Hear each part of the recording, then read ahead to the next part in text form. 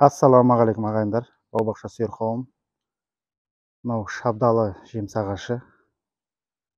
Көріп тұрғаныңыздай жемістері мол, иіліп, көтере алмай тұр. Жемістері жақсы. Бұтақтары көтере алмай иіліп тұр. Мына жағындағы мына бұтағы да көтере алмай тұр, иіліп. Мына бұтағы да көтере алмай тұр. Жемістері мол, керемет. Енді бұл пісуге жақындаған сайын салмағы да тағы да көбейіп, мына бұтақтар иіліп, мынандай жерден мінекей сынып кетуі мүмкін.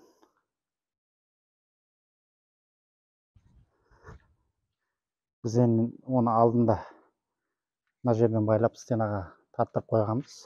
Сонда да бірақ иіліп, мынандай болып сынып кетейін деп тұр, жемістерін көтере алмай. Енді бұны сынып кетпей тұрғанда астынан ағаш бірдеңе тіреп қоймасақ болмайды. Енді бұның мына бұтақ бар, мына бұтақ бар. Мына бұтаққа да барлығына тіре беретін ағаш енді табу қиын. Енді оның бәрін бір ағашқа байлау керек. Қалай байлау керек екенін қазір сіздерге көрсетемін. 3 бұтақты бір ағашқа байлаймыз.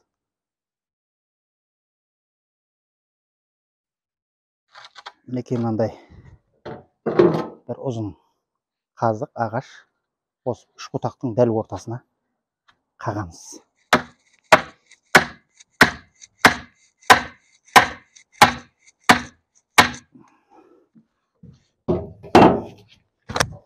Ортасына қақтық.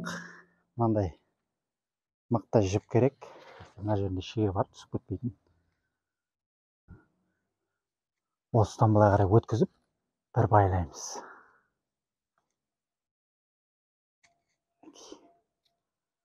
Өткізіп бір байлаймыз.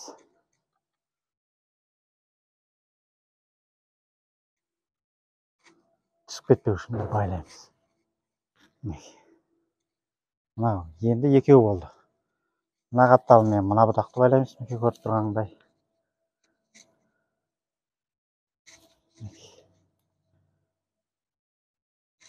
Байлап қойдық. Мына қапталымен мына бұтақты байлаймыз.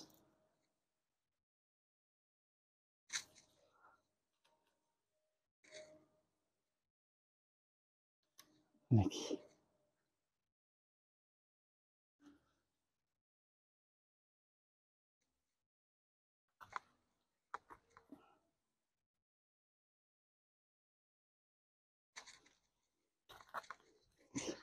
Екі жағында ұстап тұр. Енді тағы жаңағыдай мықты жіптен біреуін алып, оны да осы жерден өткізіп, шегенің үстінен түсіп кетпейді. Бір байлап жібереміз.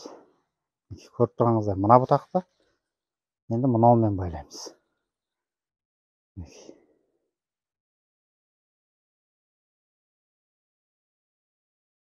Тағы бір жіп бар запаста. Егер тағы бір бұтақ болса, мынандай оны да байлап қоя берсек болады.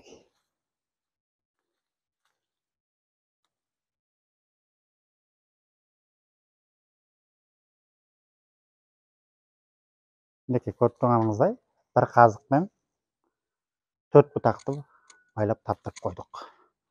Осылай көтере алмай тұрған жеміс ағаштарыңыз болса, осылай қылып байлай берсеңіз болады. Видео ұнаса бір лайк басып кетіңіздер. Аман сау болыңыздар.